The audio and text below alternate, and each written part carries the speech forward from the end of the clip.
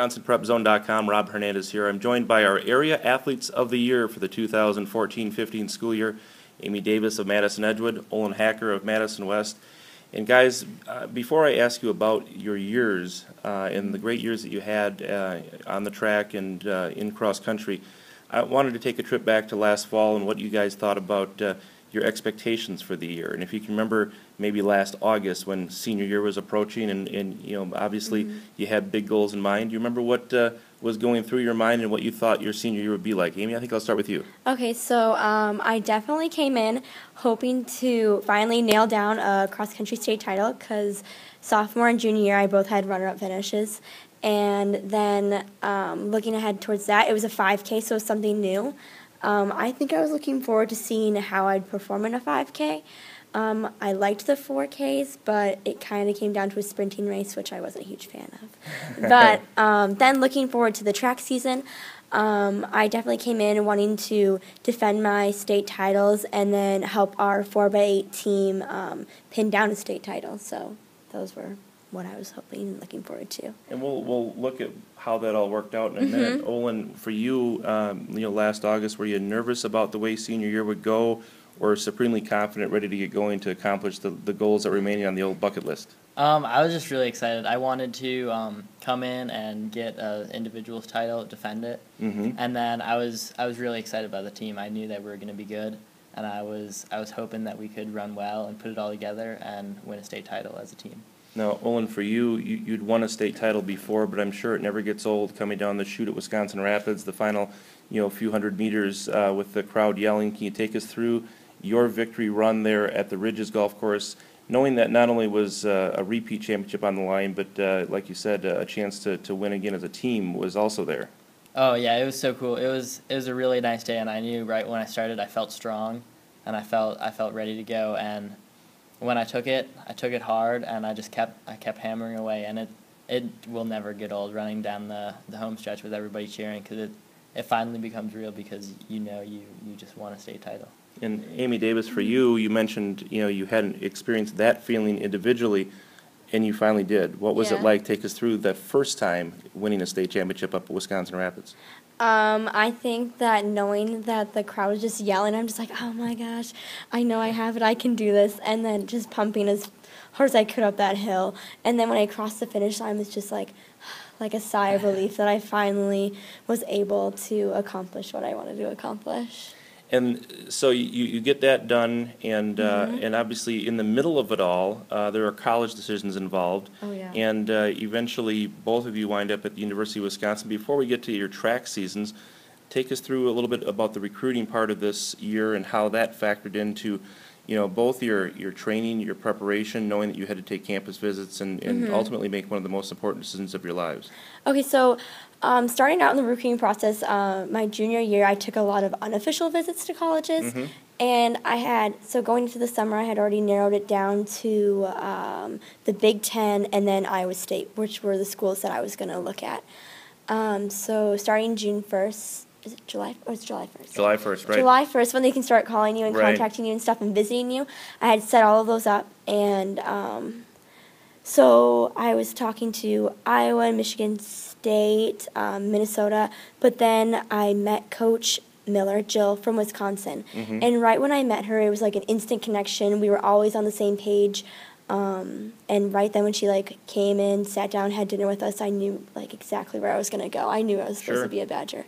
And Olin, ultimately you were also determined to be a Badger, but take us through how long did your recruiting process take, and how did you juggle it with all the other goals and things that you had in mind, making sure you didn't slip, that didn't become a distraction for what you wanted to do in cross country and track? My recruiting process wasn't maybe as organized as Amy sounds like it was, but at the start of the summer I was talking to Wisconsin and Stanford and Michigan, and all those schools sounded like great places, so I just wanted to kind of check it out, meet the coaches, meet the team, and so I took visits to Wisconsin and Stanford, and I liked both of them. But I mean, in the end, I really wanted to be able to have a chance to win an NCAA title, but I think that could have happened at Wisconsin or Stanford. I think in the end it was just I wanted to stay home because I thought this is where I'm going to be able to do my best. and I've always had a little part of me that wants to be a Badger. Well, we'll talk about NCAA titles and chasing them in a second as we look ahead to your careers with the Badgers and what they might entail. But guys, you still had track titles to chase down, and both of you won state titles up at La Crosse this spring on the track. Amy, you won the 1600 on opening day, and you didn't get the 32, but it was a great race. Oh, yeah. And you go out with a lot of hardware. What was the track season like for you, and did you feel like you walk away from your high school career really accomplishing everything you wanted to accomplish? Yeah, I definitely feel like I've accomplished what I wanted to accomplish, and a lot more than I ever thought I would be able to. Being able to be a two-time state champ in the 1600, I think, is unbelievable. And then, of course, Lisa Monson and I had a great race, and she just pulled it out at the end, and she did a fantastic job.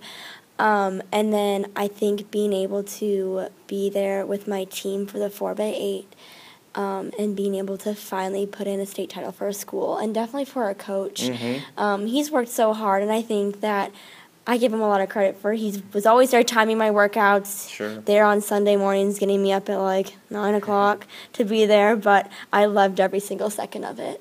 Well, it certainly worked out, Amy. And for Olin, it was almost the opposite of Amy. You came into the state meet, I think, expected to maybe win the 2-mile, but a lot of people weren't sure what you would pull off in the mile, and you wind up winning both. I guess you couldn't have asked for a better final chapter of your high school career. Oh yeah, it was really cool. I came in and I just wanted to win. I didn't care about time. A lot of people were talking about maybe going for the state record, but I made sure that I wasn't going to kill myself on Friday in the 2-mile, so I would have stuff left in the mile. And I just came out there. I was really nervous, but I was ready to go, and I just gave it my all. It's hard to believe either of you guys, after all these years, would feel any nerves at a state meet, but that was the cool thing about you. That was the cool thing about you. Now let's look ahead to your college careers one more time. Both of you are, children of former college athletes and college runners. And Olin, let me start with you.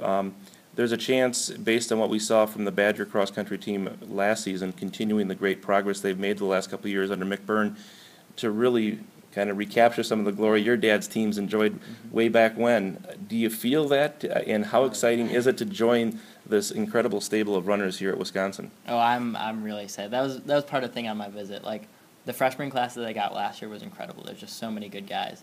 And, I mean, you could feel that. And everybody there is excited right now. And then with my class, too, my class is very good.